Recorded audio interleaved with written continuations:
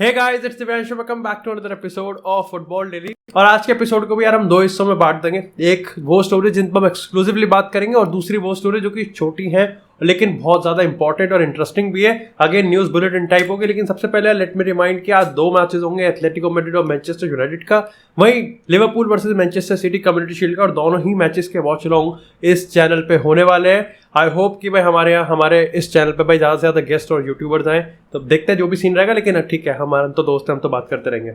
सबसे पहले बात करते हैं यहाँ पर न्यूज़ बुलेटिन की पहली खबर की। और भाई कल एक अनोनिमस यूरोपियन क्लब ने लगभग 35 से 40 मिलियन का ऑफर दिया था स्कॉट मैकटोमिने के लिए।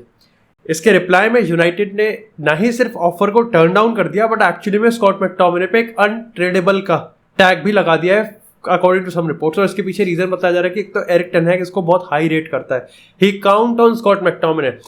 अब देखो, आई थिंक यार देखो, सबसे पहले तो हमको ये समझना पड़ेगा कि वी आर लकी कि स्कॉट मैकटोमिने के लिए कोई 35-40 मिलियन देने के लिए लेजिट रेडी है।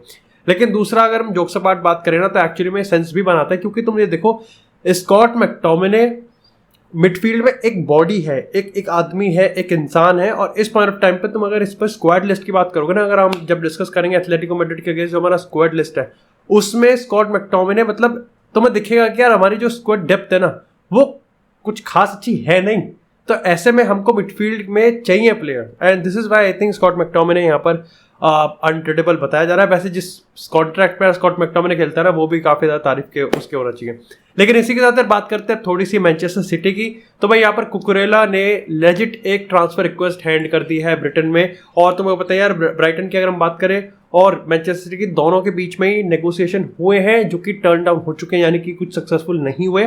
लेकिन कुकुरेला और मैनचेस्टर सिटी के बीच में जो वर्बल एग्रीमेंट है वो कब का तैयार हो चुका है। ऐसे में अगर मैं तुमको बताऊं तो पेप गार्डियोला ने अपने इंटरव्यू में ये चीज कहा भी है, जो कम्युनिटी शील्ड वाला प्री मैच प्रेस कॉन्फ्रेंस था, कि अगर लेफ्ट बैक के लिए एक अपॉर्चुनिटी आएगी तो हम जरूर लेंगे। लेकिन ऐसा सच कुछ है नहीं, क्योंकि मैंने कभी अपने स्क्वाड को लेकर कंप्लेंट करा नहीं।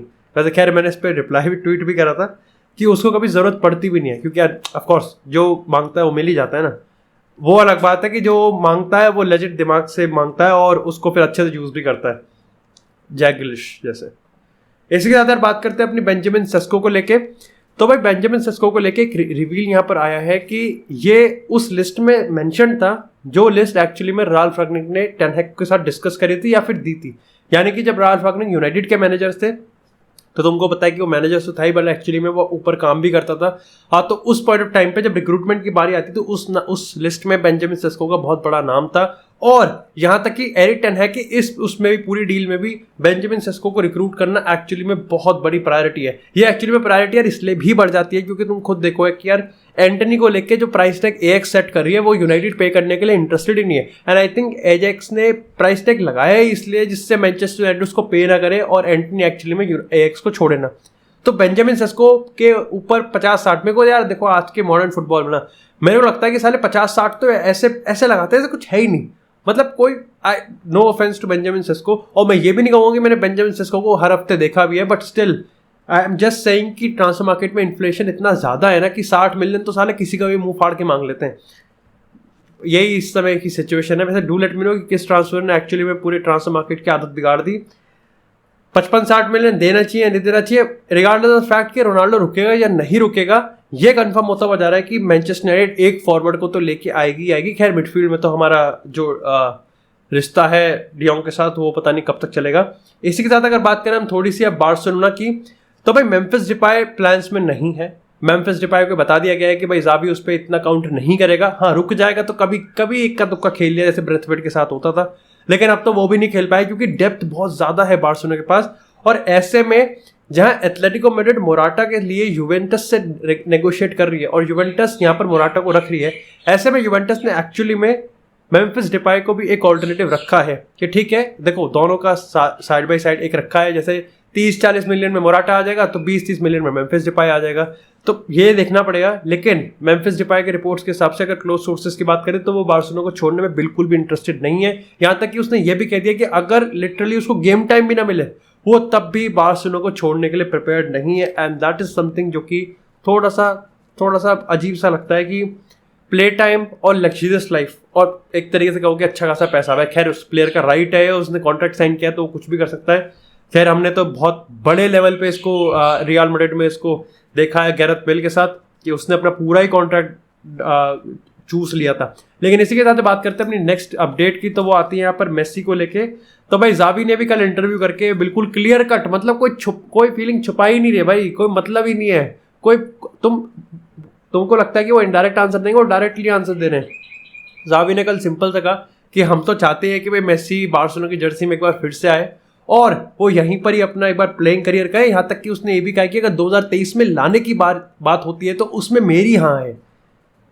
उसमें अगेन तुमको देखो कि लेपोर्ता ने सबसे पहले एक इनडायरेक्ट इंटरव्यू दिया, उसके बाद यहाँ पर हमको रिपोर्ट्स आई जिसमें बताया गया कि लेपोर्ता लाना चाहता है मेसी को। उसके बाद जावी की बात करें तो जावी ने भी डायरेक्टली कह दिया कि मैं मेसी को लेके आना चाहता हूँ। तो कुछ मतलब, और तुम ये आलमानी की बात करें या जोडी क्राइफ की बात करें, ये भी आई थिंक इसी हाँ में हाँ मिलाने वाले हैं। तो यहाँ पर एक ही पार्टी बचती है, वो है Lionel Messi. What he will think, personally मेरे को लगता है कि लेपोर्ता के साथ उसके रिलेशन कैसे भी हो, लेकिन अगर एक्चुअली में जावी इस पे रहता है कि ठीक है मेरे को मेसी लेके आना है, देन आई रियली थिंक कि मेसी यहाँ पर इसको टर्न डाउन करेगा। अब ये तो अलग बात हो सकती है। खैर देखो, आई थिंक लेपोर्ता का बोलना इज समथिंग कि वो इस चीज को पॉलिटिसाइज कर सकता है। जावी का इस पे बोलना एक्चुअली में इसको बहुत ज्यादा सीरियस बना देता है, क्योंकि अगेन जैसे मैंने कल भी कहा था, लेपोर्ता को पॉलिटिक्स करनी होगी। अगर हम मैनेजर्स की बात करें, कुछ हद तक मैनेजर्स की बात करें, प्लेयर्स की हम टोटली बात करें, तो वो जेन्युइन रहते हैं अपने स्टेटमेंट्स में और उनको पॉलिटिक्स करके कुछ नहीं मिलता, अगर आप एंटोनी कॉन्टे, जोसे मोरिनो वाले स्टाइल मैनेजर नहीं हो। लेकिन इसी के साथ यार बात करते हैं अब अपने बड़े भैया से। तो भाई क्रिस्टियानो रोनाल्डो ने फिर से भाई आग लगा दी है, and the king will play on Sunday. ऐसा भाई यहाँ पे रोनाल्डो ने अनाउंस करा, इंस्टाग्राम के एक अगेन कमेंट करा है कि रोनाल्डो राय वायोकानो के अगेंस्ट मैनचेस्टर यूनाइटेड की टीम से खेलेंगे। एंड अगेन आप कह सकते हो कि कुछ हद तक ये चीज़ों को न्यूट्रलाइज करता हुआ दिख रहा है। वेल, कुछ हद तक चीज़ों को न्यूट्रलाइज करे ना करे, ये एक बहुत बड़ी प्रॉब्लम सॉल्व कर रहा है कि रोनाल्डो अगर एक बार को देखो मान के भी चले, मतलब इसमें कोई सेंस नहीं बनेगा अगर हम इस पे ही बैठे रहें और टेंशन लेते हैं कि यार यूनाइटेड रुकेगा या नहीं रुकेगा, यार यूनाइटेड रुकेगा नहीं रुकेगा। और ऐसे में अगर सही में प्रीमियर लीग सीजन स्टार्ट हो गया ना, तो कोई फायदा नहीं होगा, क्योंकि आप देखो ये एक पॉसिबिलिटी है कि वो यूनाइटेड रुकेगा। और अगर वो यूनाइटेड रुक गया और फिर उसके पास मैच शार्पनेस नहीं है, उसके पास एरिक टेन हैग की टैक्टिक्स में खेलने के लिए अभी वो ड्रिल नहीं है, वो बाहर बैठेगा, कंट्रोवर्सी होगी, मार्शियल खेलेगा, मार्शियल अगर ड्रॉप कर गया तो टीम ड्रॉप कर जाएगी और पूरा नाश मर जाएगा पूरा सीजन का। इट्स इंपॉर्टेंट कि ठीक है बैक साइड पे चलता रहे, यहाँ पर रोनाल्डो को खेलना पड़ेगा, रोनाल्डो को खेलना पड़ेगा और खेलना चाहिए भी। And I think ten Hag knows it. इसका मतलब क्या ये है कि रोनाल्डो मैनचेस्टर में रुक रहा है?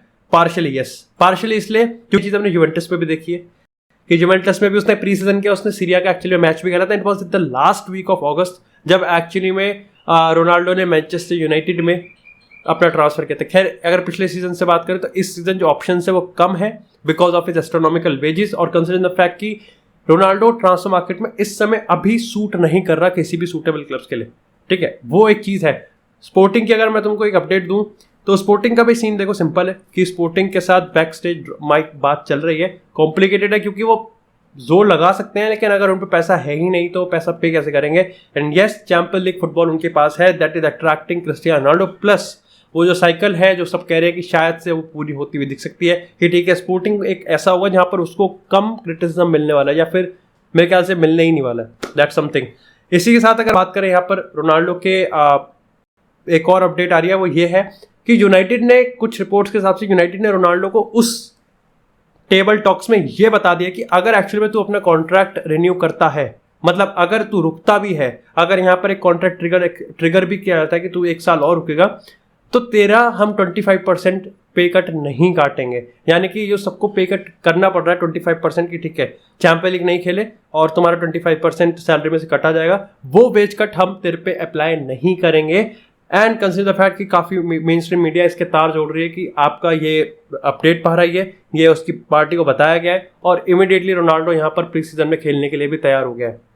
इसमें लिंक है या नहीं है ये अपने आप में एक बहुत बड़ा इफ है, लेकिन डेफिनेटली मेरे को लगता है कि इसके रिगार्डिंग तो मेरा ओपिनियन देखोगे तो काफ़ी टाइम पहले जब रिपोर्ट सबसे पहली बार बाहर आई थी तब भी मैंने ओपिनियन यही दिया था कि अगर एक करना ही है, मैं ये नहीं कह रहा कि रोनाल्डो डिजर्व नहीं करता champions league football, he deserve champions league football, उसने अपना पूरा 100% दिया है, बट सो डू डेविड देया ने भी पूरा 100% दिया है अपना। तो अगर रोनाल्डो को पे कट से हटाया जा रहा है तो आई थिंक डेविड देया से भी हटाना चाहिए। बट ऑफकोर्स यार यही in life course Cristiano Ronaldo एक अलग ही स्टेटस रखता है एंड डेफिनेटली एक अनफेयर भी है, but this is how modern football works and this is coming from a die hard Ronaldo fan. बाकी इसमें कोई दिक्कत नहीं है और आने वाले टाइम में देखते हैं इसके रिगार्डिंग क्या अपडेट आती है। लेट्स होप कि यूनाइटेड में रोनाल्डो स्टे करे, क्योंकि मैं तो भाई देखो इसके फेवर में ही हूँ। लेकिन इसी के साथ बात करते हैं लास्ट अपडेट की, जो कि आती है यहाँ पर बर्नार्डो सिल्वा से।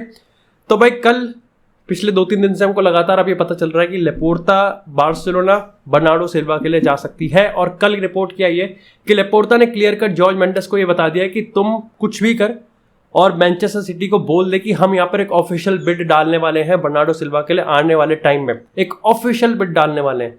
मतलब इट्स ऑल प्रिपेयर्ड, और ये वो मान के चल रहे हैं कि फ्रैंकी डियोंग आने वाले टाइम में निकलेगा ही निकलेगा।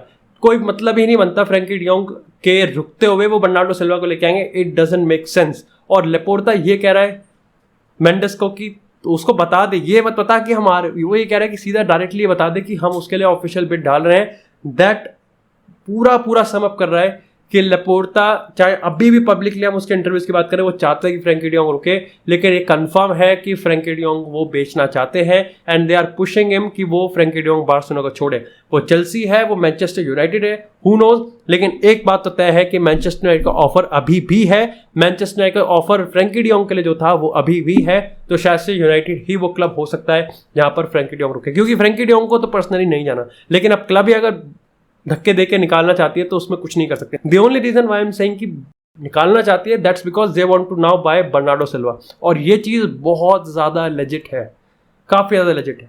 बाकी that's it for this episode guys. I hope आपको एपिसोड पसंद आया। एपिसोड पसंद आता है एपिसोड को लाइक करें, चैनल को सब्सक्राइब करें। आपको इस तरह फुटबॉल से एक्सक्लूसिव कंटेंट और चाय मिलती रहेगी। तब तक के लिए stay tuned, stay safe and I will see you in the next episode.